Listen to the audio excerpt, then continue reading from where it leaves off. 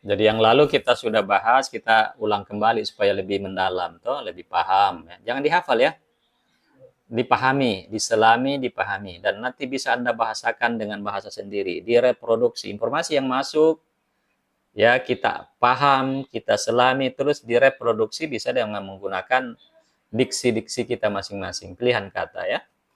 Jadi komunikasi secara singkatnya itu ya, sederhananya itu proses pertukaran, exchange, atau juga bisa understanding, pemahaman.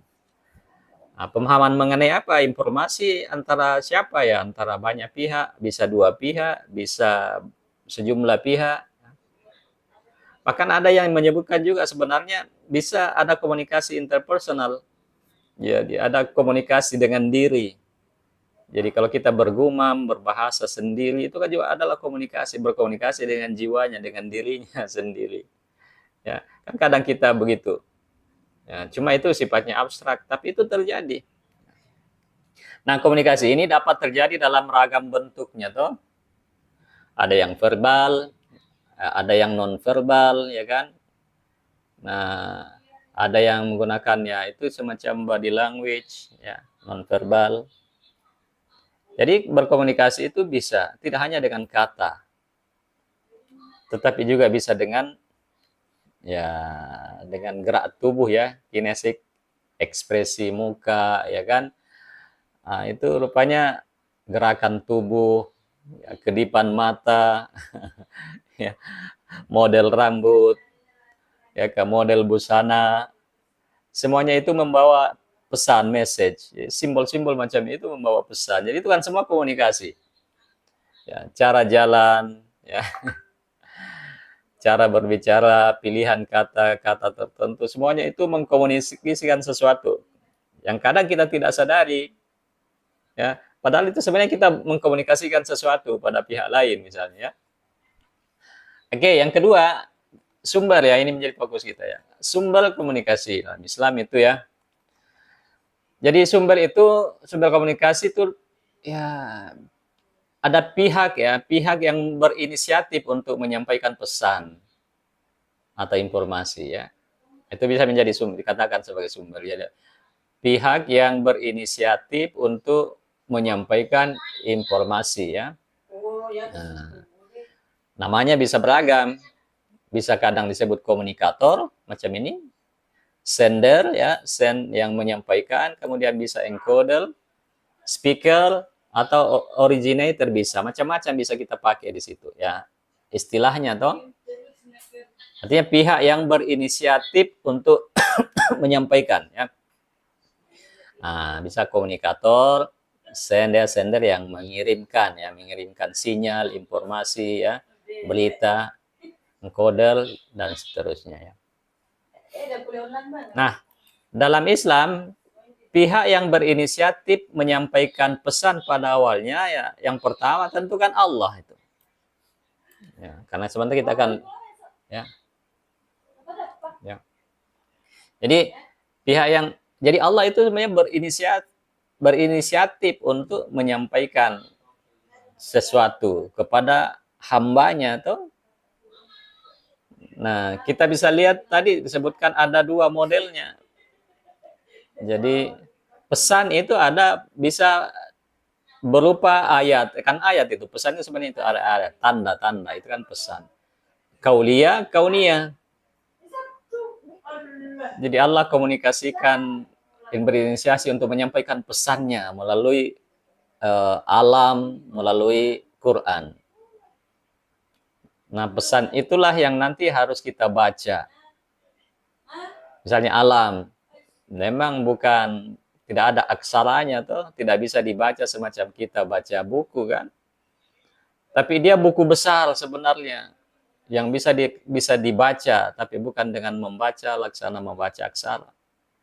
Pesannya luar biasa. Di antaranya ya alam yang begitu luas, begitu luar biasa dengan hukum-hukum yang berlaku padanya itu kan simbol bahwa penciptanya harus jauh lebih hebat toh. Penciptanya harus jauh lebih hebat, lebih agung, lebih segala-galanya. Jangankan kita misalnya manusia yang kecil, alam yang begitu besar, begitu luas, begitu indah saja Allah cipta. Berarti kan pencipta harus jauh lebih hebat. Itu kan jalalnya Allah kita ingin lihat di situ. Sehingga kadang ada orang yang tidak bisa membaca aksara, tapi bisa membaca situasi alam. Dan dari situ dia bisa merasakan kehadiran kemahakuasaan Allah. Makanya jangan dikira ada orang yang buta huruf aksara ya, tetapi banyak hikmahnya, cerdas. Kenapa? Karena dia sanggup untuk belajar dari alam. Oke ya. Nah, jadi Allah mengkomunikasikan pesannya melalui wahyu tadi ya, diantaranya dibawa para utusan Nabi. Nah, ketika wahyu ini sudah di tangan para utusan, utusan itu rasul ya. Rasul itu kan utusan. Oke, jadi yang tadinya Allah sebagai inisiator pesan, sekarang bergeser ke para utusan ini. Mereka lagi yang jadi komunikator ya. Melalui mengkomunikasikan pesan-pesan Allah yang ada dalam Quran, seperti itu. Nah, lalu saat Muslim, nanti Nabi ajarkan pada keluarganya, sahabatnya, para umatnya kan. Nah, ketika Muslim semakin bertambah, mereka ini lagi lah yang jadi sumber komunikasi dalam Islam. Ya kan? Jadi Allah, Nabi, kemudian umat Islam. Nah, secara perlahan sumber semakin variatif. Nah, sumbernya kan semakin banyak gitu. Nah, ada yang dari personal ke tulisan-tulisan dalam rupa mushaf, kan? Ada hadis-hadis, ada buku-buku, ada karya-karya dan seterusnya. Nah, ini apa? Sumber komunikasi itu sudah semakin kaya, ya, semakin kaya. Oke.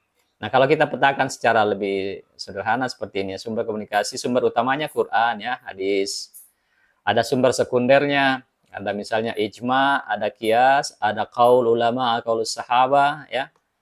Kemudian karya-karya Muslim, ya, sepanjang sejarah.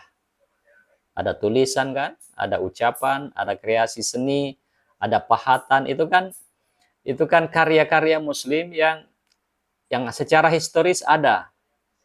Secara historis ada, dan itu yang harus itu menjadi sumber komunikasi itu. Karena dia mengandung banyak informasi kan. Jadi dia sumbernya gitu ya. Oke.